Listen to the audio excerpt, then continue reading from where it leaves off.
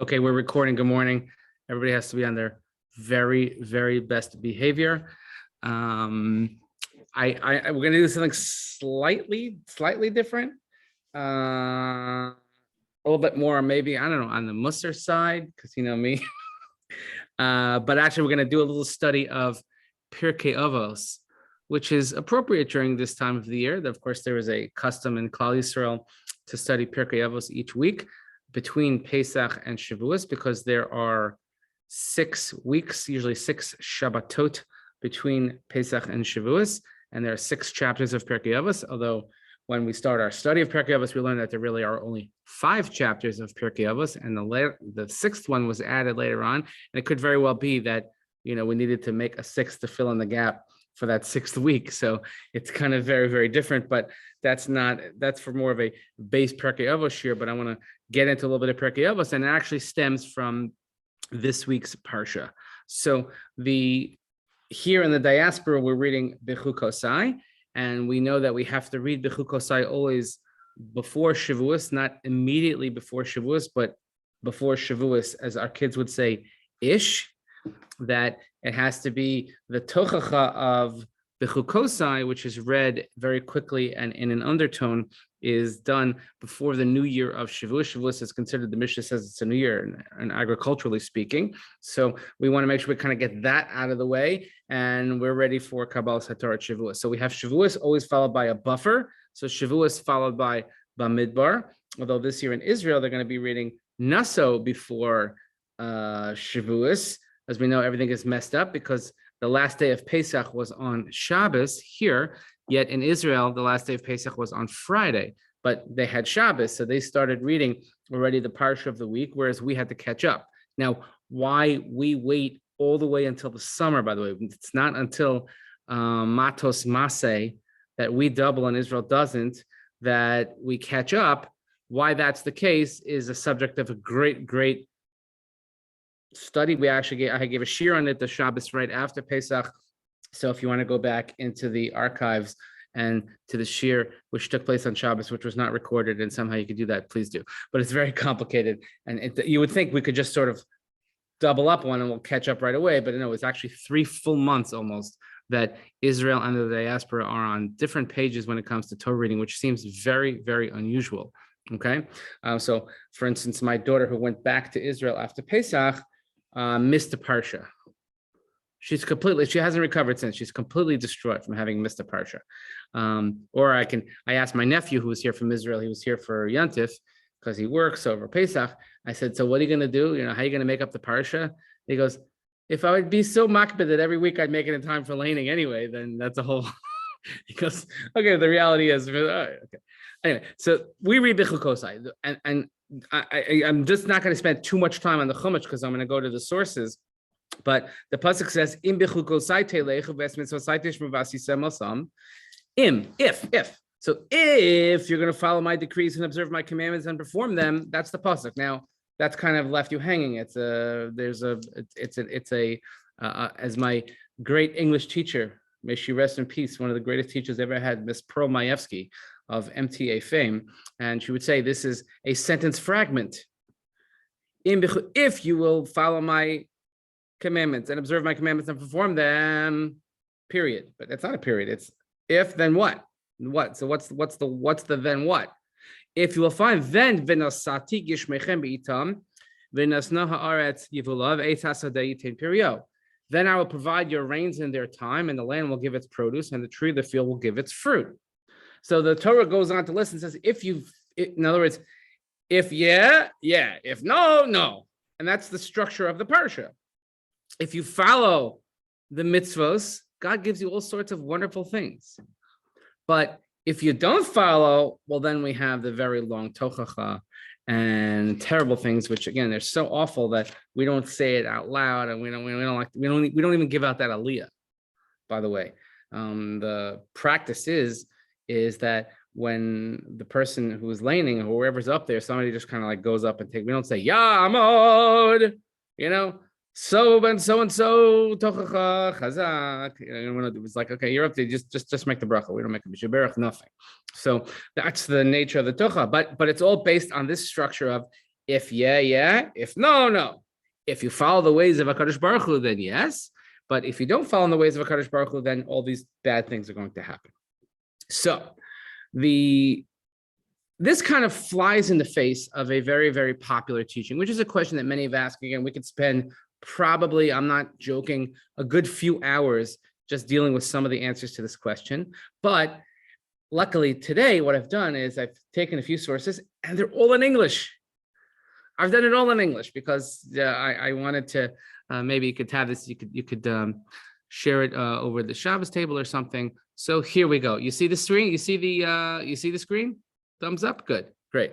So I have taken from a few different versions, some which you have seen, some which I promise you have probably not seen, because one that just came to print recently. So this first is from the best Pirkei Avos book of all time, of course, because it is written by my Rebbe, Rabbi Beryl Wein, and it's a big book. You can see, certainly if you want to look at size-wise, it's a big book. It's a coffee table size.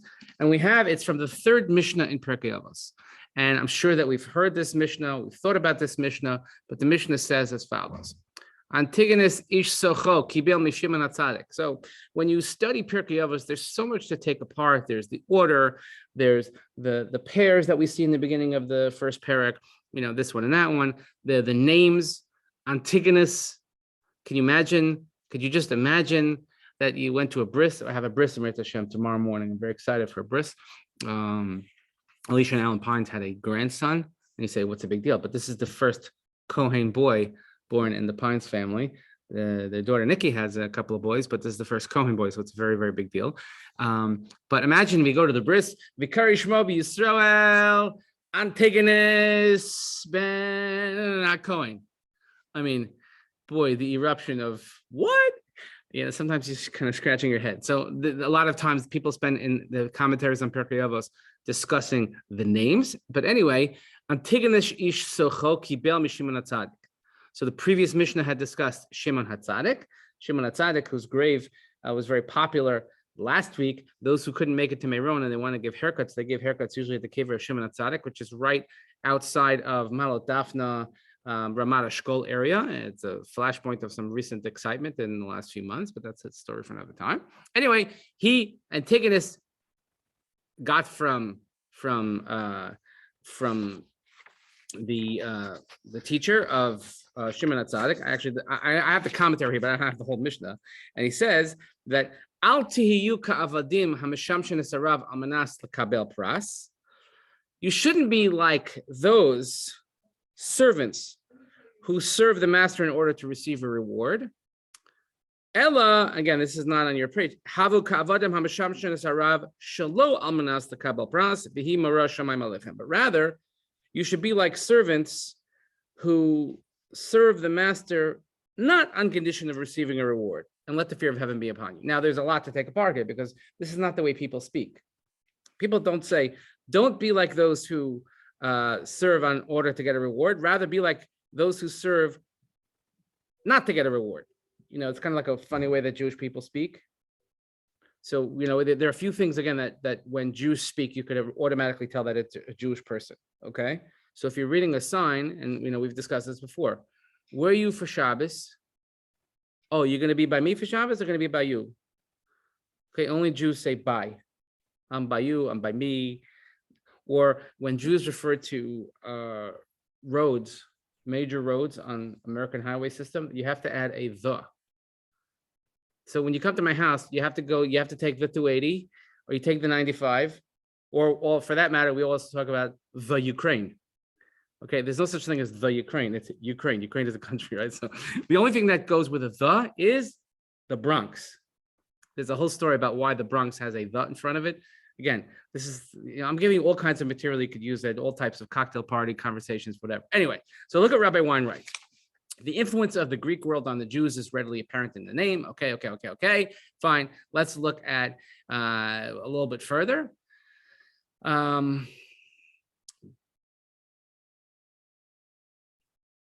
This second paragraph here, the bottom of the page. The simple explanation of the maxim is that serving God is its own reward, and there is no necessity for any further reward. So that's very nice. But the question that bothers a lot of the Mefarshim here is, wait a minute, our pasuk, our chumash, our parsha, which is just one of many examples. So if you've ever, let's say, said the second parak of Kriya Shema, v'haya im tishma'u, shema tishma, et cetera, right?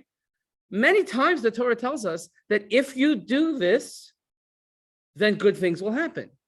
And if you don't do this, then bad things will happen or good things won't happen. So why is the Torah, what is this dictum of Antigonus Yishocho that you have to serve not to get reward? The Torah itself, the Chumash itself, uses the notion of reward and punishment, right? So come on, haven't we all done this? Haven't we all been in, I don't know, I always give the example that, people like before tests, before finals, they'll like say a parak of Tehillim or they'll give tzedakah. The Gemara itself gives examples of people who give tzedakah so that good things should happen. I'm asking you, is that a bad thing? If I say, I don't know, I want to do well in this job interview. So I'm going to give tzedakah, and in the merit of my giving tzedakah, I'm going to do well in the job interview. Is that a bad thing or a good thing? Anybody have any thoughts on that? It's not ideal. What was that? Who said? Who's talking? Gail said it's not ideal. You don't give something with the expectation of getting something in return. You give it because you think it's the right thing to do. So there's no end game in mind. Okay. So that's what so there's a term for that in Talmudic parlance, which is called lishma, which means you do things for the sake of doing it, for the right reason. Now, let's say somebody does it for an ulterior motive. Let's say somebody wants to give, I don't know, is it, I'm trying to use an example that's not going to be too personal for anybody. All right, so let's say, okay, tonight we have Baruch Hashem, we have the JKHARKYHS dinner. Okay, and one of the honorees is Mickey Gottlieb. Okay, and he did an incredible, if you haven't seen that part of the campus and the work that he did, and I tell Mickey all the time, it's unbelievable because his kids are even out of the school, but he gave so much of himself to make sure that happens. And if you remember what it looked like beforehand, you'd see it now. We've had plays out there and graduations out there and the kids playing every single day. If you ever had the opportunity to just see the kids playing outside, it's unbelievable. Now we're gonna have a camp back this summer, Moshe Vaba. Yeah, like a lot of really cool things happening. But let's say somebody, I don't know, does business with Mickey Gottlieb, and he wants to impress Mickey Gottlieb, and he's going to say, I'm going to go to the dinner. I'm going to give a nice donation to the school, right, in honor of the dinner. So is that a bad thing? The school is benefiting and the person is giving the money. But is it a bad thing? What say you, Gail Toll? It's not a bad thing because there's beneficiaries and it's for the greater good and it's for Torah education. So the act is not a bad thing, but if you're talking about levels of doing things, you're supposed to be motivated by following the Torah and doing good deeds to be a good person, if you separate it from just that. And it's not because you want to get something out of it. It should be altruistic on the face of it.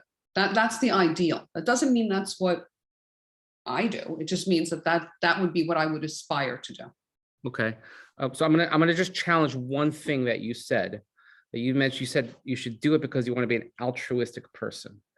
But isn't that really a benefit to you? No, not if you're not looking to get your name plastered on anything. You're just doing it because you want to do something for other people. Don't you feel good when you do that? Do I feel good? I do, yes. Aren't you getting a benefit out of that? No, I don't think so. There's nothing personal attached to it that you're getting something other than the satisfaction of doing something to help somebody else. Oh, satisfaction. See, isn't satisfaction a good thing? Of Yes. Which Mick Jagger cannot get any. So there were two very bad, not bad, but good or pop culture references that I could draw your attention to. So one dates back probably to the 70s, early 80s. So there was a great show called Taxi. I'm sure that many of you know are familiar with this show. I could see the smiles coming through. And there's one episode with the one and only the great Jim Ignatowski, who of course went on to Back to the Future fame. And Jim Ignatowski inherits a lot of money and he starts giving it all away. And they're talking to him like, what are you doing? Like, that's terrible. And then what he does is he gives each of the other characters a certain amount, it's $1,000 or something. He says, just give it to someone else or do something nice for someone else and tell me how it is. And then the episode chronicles how the rest of the cast, how in their own way, they give the money to someone else and help someone else. And they realize that the giving is greater than the getting. But they realize that there's a benefit. You think, oh, giving away, that's terrible. You should keep it for yourself, use it for yourself, for your own benefit. But they realize that the giving away is actually a benefit. The other episode, if I advance it much later to the 90s, another great television show called Friends, where the friends have a discussion about whether or not giving or doing something for somebody else, there's no such thing as a selfless deed, that you really get something out of it. Okay, but that's a conversation. But the point is that even if you do it so that nobody else knows about it, and you're doing it for altruistic reasons, etc., but you are getting something out of it. So maybe we have to remove that part from the equation, and we go back to the very base definition of what is a mitzvah. A mitzvah is not something that I like. It's not a good deed. It's not something that I even agree with. A mitzvah is a commandment. Why do I do something? Why do I give tzedakah? Why? Because it is a mitzvah. Okay. We actually had a very interesting conversation recently at a board meeting of the concept of, let's say, shul dues. And someone says, I don't look at shul dues as a donation. I look at that as an obligation, which is a very important distinction to make, is that though you may be able to use your charitable dollars towards shul dues, perhaps, but does someone look at shul? No, I'm already giving to the shul, or say, no, that's my membership fee, a fee versus a donation. And interesting, but that's the same thing. So is amanas the kabbalah pras, but the Torah tells us that we have to do things, and if you do it, you'll get reward. So are we doing things to get reward? Or is that sort of just a side benefit or an added benefit? And what Gail was saying is very right. Again, I'm just generating the conversation, which, by the way, in this group is usually between Gail and me. The notion of lishma, what Gail is speaking of is doing something for the sake of the mitzvah, not for an ulterior motive. And the Gemara also says, mitoch shelo lishma ba lishma, that even it is commendable one who does things for the wrong reason, because we believe that ultimately you will come to do it for the right reasons. So let's see what the great Rabbi Wein says, and let's see what happens. He says, fulfilling one's obligation to God, so to speak, validates one's existence on the planet, and therefore carries blessing all in itself without the necessity for a further prize. Okay, that's the concept of lishma. So now the next page. Doing the right and moral and holy thing for the sake of the action itself, without extraneous thoughts of honor, notoriety, praise, or reward entering one's motivation, right? That's the name on the plaque. This is a difficult level to achieve, but Jews are bidden to strive for it. Noble as this ideal is, however, it needs explanation. The Gemara says that it's permissible, even praiseworthy, to make a deal, so to speak, with Hashem regarding the performance of good deeds. Giving money to charity on the condition that heaven will restore a child's health and grant him long life is only one of many examples of such behavior. How many times have you gotten an email that so-and-so is going through an operation, or so-and-so is suffering with a machla or something, whatever it might be? Can you please do a mitzvah? Can you separate challah? Can you give tzedakah? Can you say an extra perk of tehillim? So wait a minute. Either I'm supposed to do those things or I'm not supposed to do those things. And if I'm supposed to do these things, I should do it regardless of who's sick or who needs or whatever. If I'm not supposed to do those things, then maybe that's not the right approach.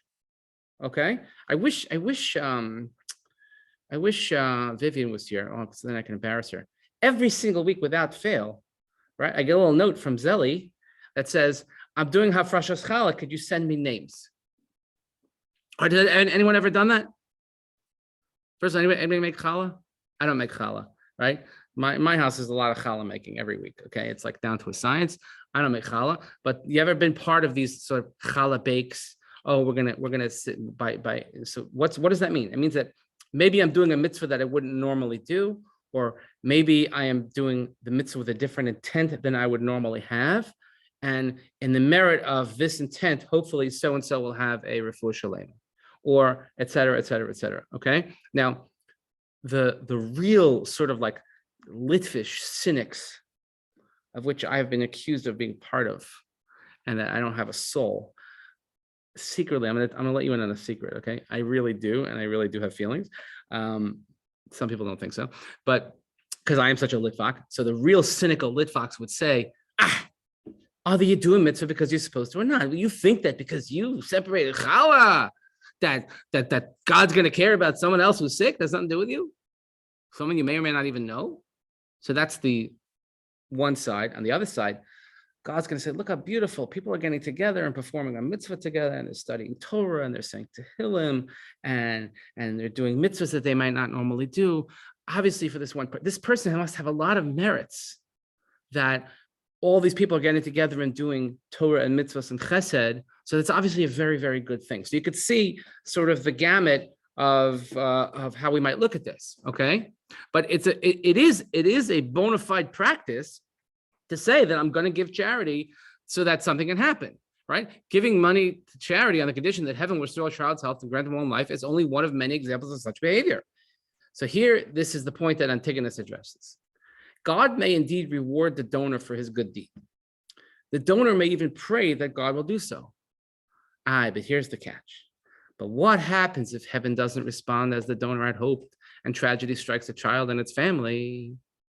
Does the father now regret his pledge to charity? Does he demand the return of his donation? Does he rebel because he suffered despite doing a good deed? Not at all. So faith and this type of emunah and this type of behavior is, let's hope that in the merit of my performing the mitzvah. Now, you can't take into account and think that, oh, I'm doing challah now, or I'm giving tzedakah now, that kid's definitely going to get better. This person who has cancer, lo aleinu, definitely is going to get healed. Because what happens when it doesn't happen that way? I'm going to tell you a story. Let me finish this, and I'm going to tell you a very personal story. It seems the last weeks I'm telling a lot of personal story because, as I have in my Jubilee year, I'm getting very sentimental. In effect, Antigonus preempts the age-old question, why should one do good if bad things happen to good people too? That's the question of theodicy, and it's all related to that. It's the one thing that bothered Moshe Rabbeinu. When Moshe Rabbeinu, Chazal tell us that in Parshas Kisisa, when Moshe Rabbeinu wanted to see, he said, God, I want to see your face. He didn't see God looks. He's like, I want to understand why the world works this way. Why do bad things happen to good people? Right? Which is, of course, the thing that bothers probably everybody the most, more than anything. Why does that happen? And Hashem said, okay, what did he answer him? He said, no, you're going to go hide behind the rock, and you're going to go, I'm going to fly by. And he says, you won't see my face, but you'll see me from behind. You'll see the back of me. So what Chazal tell us is that Moshe Rabbeinu, that maybe the best you're going to be able to do is you won't see things as they happen. Maybe you'll see things only afterwards, after everything unfolds. Me'achorai, maybe in retrospect, you'll understand. And there probably have been many times in our lives where in retrospect, we have gotten a clearer understanding of the way the world works, hopefully. So why should one do good if bad things happen? So based on the conclusion drawn from the book of Eov, that finite man can never understand the workings of an infinite God, Antigonus teaches that a good deed must stand on its own merit, irrespective of the apparent lack of fulfillment, so to speak, by God on his part of the bargain. Giving charity is a good thing even if the child doesn't survive. The gift will undoubtedly count as a merit to the donor and thus somehow be an influence in heaven, but the act of giving itself should be viewed as an independent action, good for the sake of good. Exactly what Gail was saying. And he has a cute little story here if you want to read the story about, whatever. I'll tell you a story that I have in my first or second year when I was in Long Island. I'm in the rabbinate now. I'm finishing now, believe it or not, 25 years doing this. And I'm still practicing because I'm trying to get it right. So it's 25 years. And I started when I was I started when I was 18, obviously. So my first or second year in Long Island, we had a really, really rough year because we lost 3 members of the shul. 2 were aged, one was aged 42, one was aged 41, and one was aged 35. 35, all to cancer. Really a very, very rough year.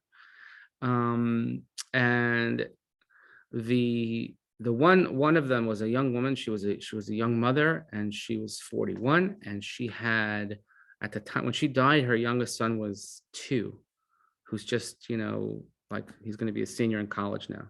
And sadly, his father died too. They have no parents.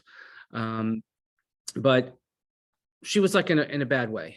And I remember once that, and again, if this rubs you the wrong way, I'm sorry, but this is the Litvak in me coming out.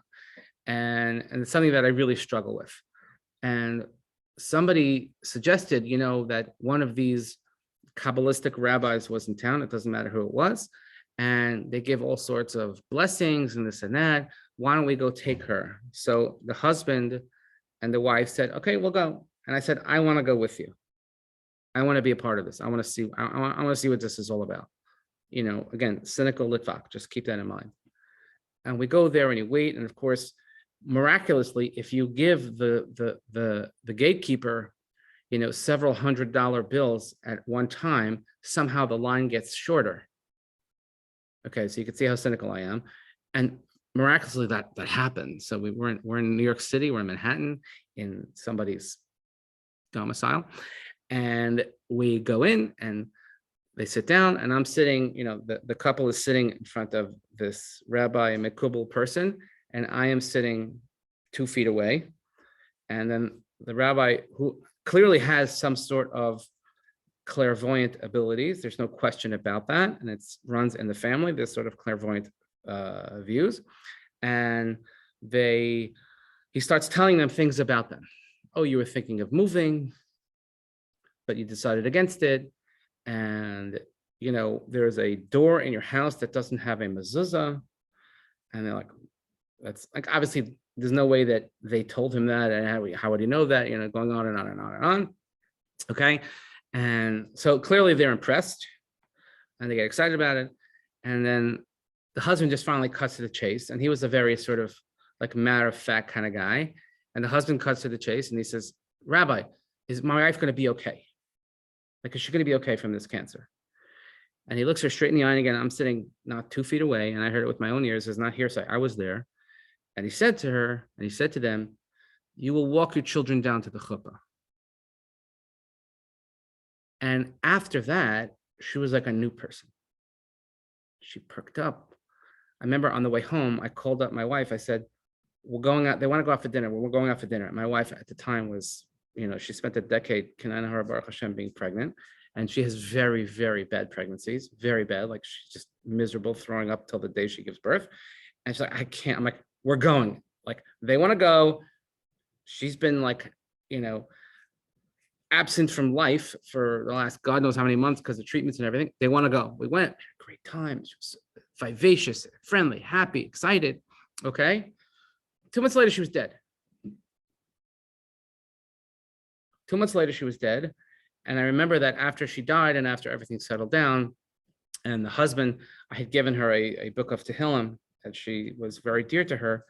And the husband, he kind of like came to my office one day and he like threw it at me. He goes, and here's your book, and here's your God, and here's your rabbis. I don't need any of this. So I struggled for a long time with that. Now, if I can sort of make the story a little nicer, and again, I purposely didn't use any names, but I don't know, it must be 4 years ago. 4 years ago, I got a call from the oldest son who said, and I had done his bar mitzvah, I did his sister's bat mitzvah, and he said, I'm getting married, can you do my wedding? And one of the things that I gave to the future bride, their daughter-in-law, was this Tehillim. So I gave this to Tehillim, and she wanted it, and she uses it regularly because it belonged to her now husband's mother that she never knew, because this boy was 12 when his mother died, and now he's getting married. And then sadly, during COVID, his father died. So I did that funeral, and now the only daughter is getting married, God willing, on Labor Day weekend. So it's a very bittersweet thing, but I always struggle with this sort of like, was there benefit to that? Because I mean, for a short time, she was in really good spirits. But on the other hand, this guy is ruined forever on religion or on this sort of frumkeit because, he was given a false promise. He was given Almanah Shekabel Schar, and he did this mitzvah and he did whatever it was and went to this holy person, and it was clearly not true. Did he mean it on another level? Are you going to walk down with them spirit? Like, I don't know. That's like above my pay grade. But needless to say, cynical Litvak and me, very, very turned off by this. Now, a lot of people are into this, and you do what you like. And I understand why people are into it, and I understand why people are turned off by it. So it's a very, very big struggle. But it speaks to this question: do we say when God promises us certain things and they don't happen, then what? What do you mean? But I said the whole book of Tehillim and I gave all that tzedakah and I still didn't get into the college I wanted, or I still didn't, find the shidduch that I wanted, or I still didn't get healed from this, or I still, and go on and on and on and on. And that's why it's a very difficult question. So when the Torah tells us, so there again, there are a lot of answers, but it's a good question based on this Mishnah. This Mishnah, what does it mean that don't on receiving a reward? In other words, the Torah tells us that there may be a matter of fact reward, cause and effect, or maybe that's just the way the world works, and that's what happens when you do the right things. But don't think that one is contingent upon the other. And if I do it and I don't see the right thing, you may not see everything. You don't see the whole tapestry. The way they always compare is like if anybody here does needlepoint. My mom for years and years did needlepoint and hook rugs and those kind of things. That weird thing with the little eye hook at the end, and they just kind of do this, and all of a sudden magically some pattern appears. I don't know how that works. So if you look at it, it's beautiful. But when you look at the back of it, you see all kinds of strings and everything hanging out, and because that's what we get to see. We don't get to see the finished product. We only see the back. We see there's this mess and that loose end and this broken string, but we have to look at the whole picture, which we don't necessarily get to see. So that's the difference between this Mishnah and what our Chumash is talking about. Let me just look at something else. I gotta just flip the page here. I gotta read upside down. Okay, and so this is something you probably have not seen. I'm just because this comes from a new book. It was just released before Pesach from Ketav OU Press. So this book here it's called Foundation of Faith: A Tapestry of Insights and Illuminations on Pirkei Avos. It's from the teachings and writings of Rabbi Norman Lamb, Zichrono Livracha, and it was edited by his son-in-law, Rabbi Mark Dratch. So look what he says here about Tzedakah Gemura. The Gemara teaches, Ha'omer sela zula tzedakah al manah shehi banai, al manah she'ezke l'chayil maba, harei zeh tzedakah gemara. If a person says, I contribute this dollar to charity on condition that my children prosper and live, on condition that I inherit eternal life, a person is a tzaddik gemara. So there you go. Right? If I take challah and I make a bracha and I make 5 pounds of challah and I'm going to make the bracha and I'm going to do it so that someone should, you're a tzaddik. I'm sorry, tzaddiket. Okay, right? There you have it. Apparently, the Talmud holds that motivation does not count at all, and that despite ulterior motives and selfish interests, one who gives is ipso facto, ergo, a complete saint. However, Tosfos were troubled by this interpretation of the Gemara. They felt that it contradicts our Mishnah, where Antigonus teaches that we must serve God, not like slaves who serve the master on condition that they receive reward, but like servants who serve the master out of love without any thoughts of compensation, right? Because it does still rub us the wrong way to say, oh, I'm going to serve God and I'm going to get some sort of reward, because the truth is we don't necessarily need this Mishnah to teach us this principle. We know, do the right thing. You should be a mensch. Hopefully our parents raised us well enough, and we learn from example again, which is something which is, kind of sorely lacking in the generations of today. And I'm sure our parents probably said that about us. I keep talking about my pet peeves. So pet peeve number 3 or 4 or 5 is children who call adults by their first names. And 3A or 3 exclamation point is people who call their parents by their first names. That drives me absolutely bananas. Okay. I took my son for his first lesson somewhere, and the teacher, who's a guy, is a friend of mine.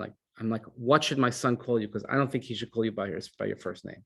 So the guy was, I don't know. Everybody calls him by his first name. It turns out, he said, they made a deal. Call me Superman. But it was just like a shtick. But the lesson is that you don't call adults by their first name. I told at the parade on Sunday, which was phenomenal, and it was like real, like as if we were back, real parade mentality, because it was 140 degrees and it was great and everybody was kind of get lost at this. It was really like old times.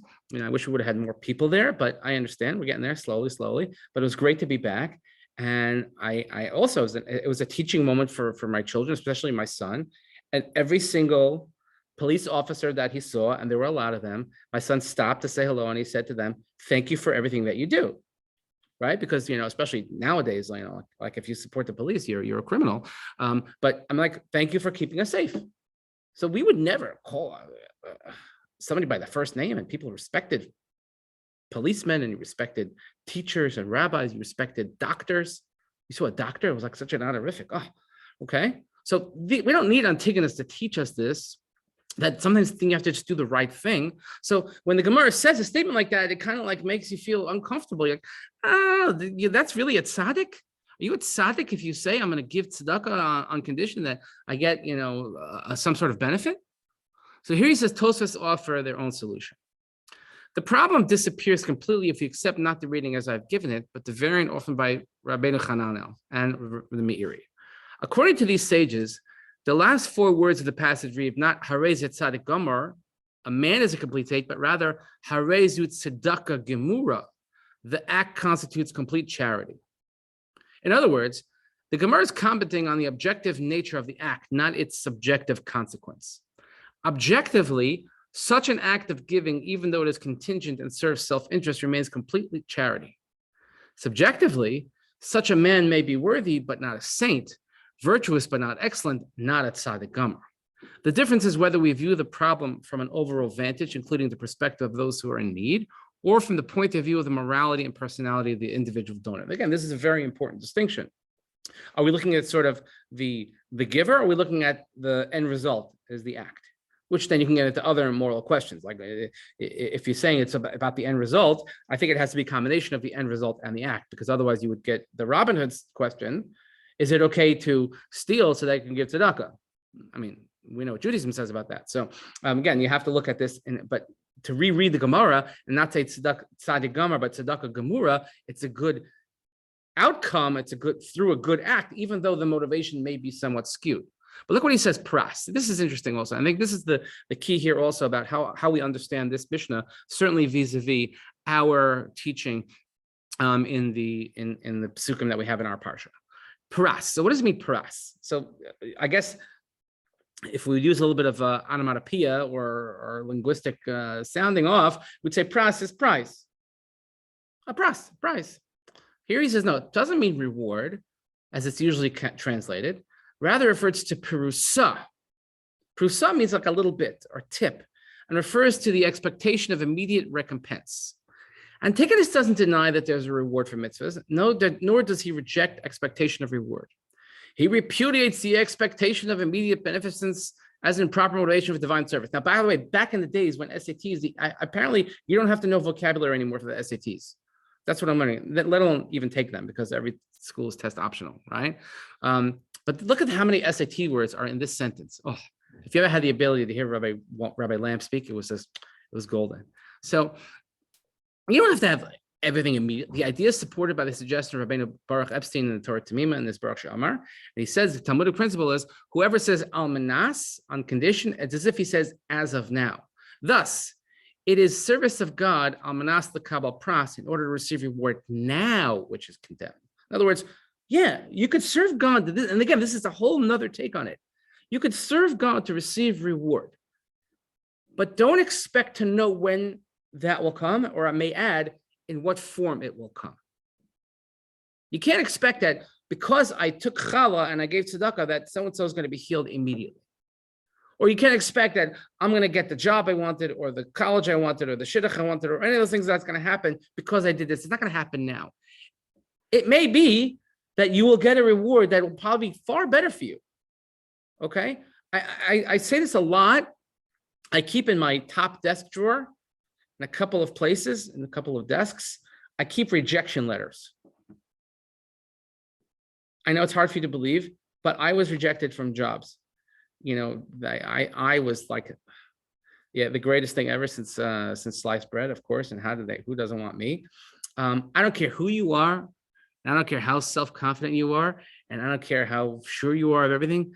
But getting rejected from a job or in a relationship or anything, it hurts. It's bad. Nobody likes it. It's bad. And they always have the same dumb language of, well, your candidacy was outstanding and this and that. We just decided to go in a different direction. Or we decided it's awful, okay? And I keep those in my desk. Why? I keep it in my desk to remind myself of, you know what? There is hashgacha pratis in the world, because had I gotten that job that I thought I so deserved, or that was so perfect for me, I would not have ended up where I am now. And by the way, when I compare the two, and by the way, it's more than one place. So here and there and there and there and there. If I had gone a different path in my life, oh boy, would things have turned out differently. And boy, would I not, I would be even more unhappy. As unhappy as I was with the immediate sting of a rejection, I'd be far more unhappy with the long-term effects of that decision that I didn't even have the chance to make for myself. So, but it tells you that you got to play the long game. Amanas l'kabel pras doesn't happen in an instant. It doesn't happen right away. You have to look and see like, oh, yeah, you can receive reward. That's okay to say I'm going to receive reward. Just don't think it's going to happen right now. We live in a society of instant gratification, okay? We live in a society where if the internet is not fast enough and there's a little bit of lag, is there anything more annoying than having a little bit of lag? Let's say you're on a Zoom call or you're on a downloading something or whatever, and I need faster. Harken back to the days of when you got a magazine and you opened up and there was a compact disc inside with 95 free hours of AOL, so that you could listen to that stupid dial-up noise. We thought that was like the greatest thing in the world. And now I have 100 megabytes downloaded. Oh my God, I can't, I'm not enough room. We're obsessed with speed. We're obsessed with immediacy. We need it now. We need to get it right now. And our kids have grown up in it. Again, I get no klita.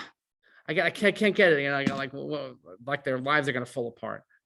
Minas l'kabel pras means it's not going to, you have to be patient. So yes, it's okay to say there's reward, but you also have to have a little bit of patience. Let's have a chance to see one more, hopefully. This one is from Rabbi Twersky. I'm going to flip the page again. Okay. Rabbi Twersky wrote this great book. It's called Visions of the Fathers. Okay.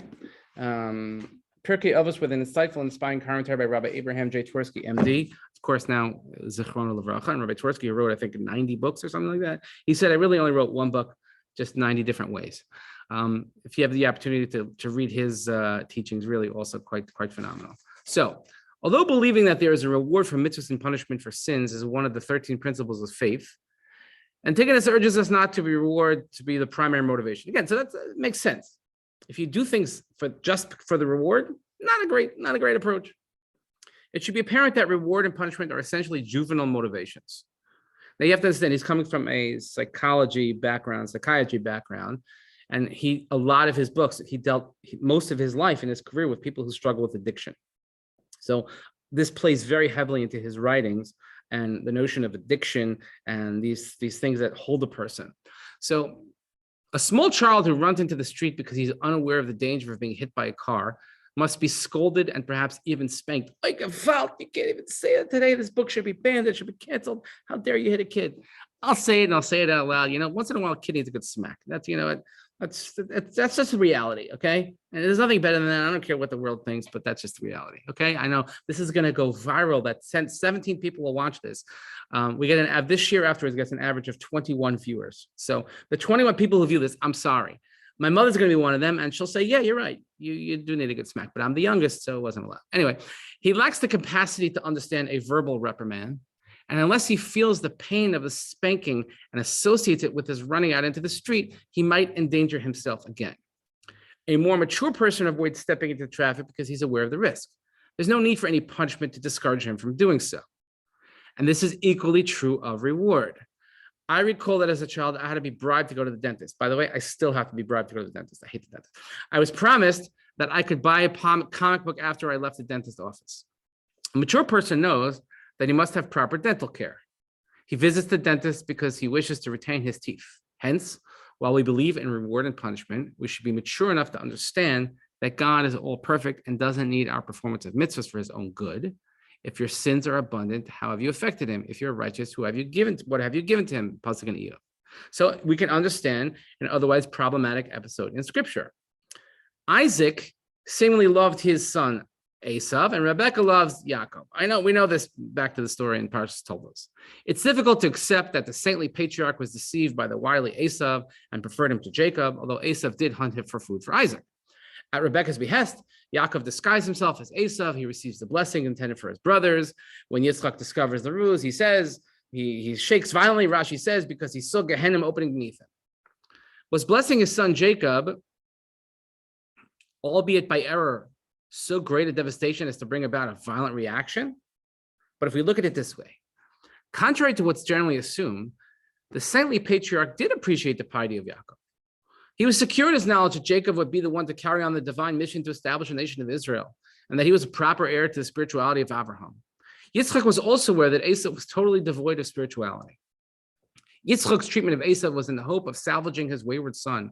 As the Baal Shem Tov would recommend many centuries later to a man who complained that his son had strayed from the path of his righteousness, you must show him even more love than to his brothers, the Baal Shem Tov said, which, by the way, is a very important lesson. I think more and more people are coming around to it, especially in the very, very frum communities. They realize that it doesn't take with everybody. You could have done everything right, and sometimes it doesn't take. So we don't kick people out. We have to show them more love. We have to embrace them more. Yitzchak knew that Jacob was mature and would lead a righteous life for his own merits. However, he was reluctant to abandon all hope for Esav. He therefore tried to win Esav with the same tactics one would use with a child. Reward for doing what is right. So Yitzchak says to Esav, look, my child, mitzvahs bring great rewards. You'll profit by behaving justly. Let me give you an example. There's a mitzvah to honor your parents. Bring me some food. I'll reward you with a blessing.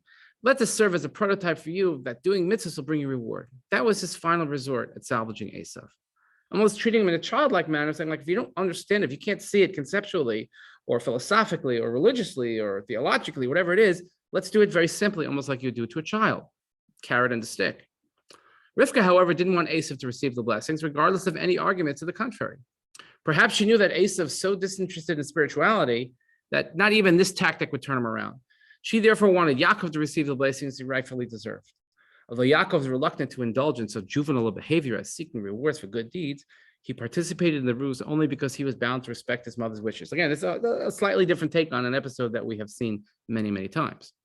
So when Yitzchak discovered that Yaakov had come to get the blessings, he concluded that Yaakov had regressed to the juvenile behavior of seeking rewards for mitzvahs. This utterly devastated him. He feared that Esav was indeed a lost cause. He had been secure in the knowledge that Yaakov was devoted to the principles of righteousness and was the proper father of the nation of Israel, which was to receive the Torah. Not knowing that Yaakov was coerced by his mother to get the brachas, Yitzchak felt that Jacob had lowered himself to the level of seeking rewards for doing what was right. If so, there was no one capable of carrying out the divine mission assigned to Abraham. Yitzchak knew that Esav was a profligate, and now it seemed that Jacob was immature. No wonder Yitzchak shuddered and he saw Gehenna open beneath him. Again, it's a very different take on what Yitzchak's reaction was. We usually take the reaction of, oh my God, I made a huge mistake. Here, his according to Rabbi Twersky, the reaction is, oh my God, I misjudged the good one. And boy, the future is dark. There's no hope. So therefore, Antigonus tells us, yes, maintain your belief in the principles of faith, but don't let reward be your primary motivation for doing what's right. You should function at a much more mature level. The last thing, and again, I'll send it out with the recording. It's a little bit too long for now, but you want to talk about SAT words. This comes from this book called, okay, we can see that. It's called Halachic Morality, Essays on Ethics and Masorah from Rav Soloveitchik. And there's a couple of pages, again, which deals exactly with this question of, he asks the question on Ar Psukim, and he gives two approaches from the Rambam. But I think that practically speaking, when we talk about reward and punishment as we have in our parsha, reward and punishment do play a very important role. But we say schar mitzvah b'haya amaleka, there's no reward for mitzvah necessarily in this world, or don't expect to see it too quickly, or you're not going to get it so fast, or don't let that be the sole motivation. It can be a motivation, but a sole motivation. It's not the end. It's not the the justifiable end for doing mitzvahs. It might be a side benefit, et cetera, et cetera, et cetera. But these are important questions to ask, certainly as we juxtapose our psukim with the Mishnah. So it's also important, certainly as we go into Chag HaShavuos and we talk about Kabbalah Satorah, we have to ask ourselves, why do we do the things that we do? Why do we accept the things that we do? And what is our motivation? So it's very, very important. And God willing, we will move into the book of Bamidbar next time, which the Parsha Bamidbar, not terribly exciting, but maybe we'll get into Shavuos. So anyway, have a great day, everybody. Thank you so much, Rabbi. Bye.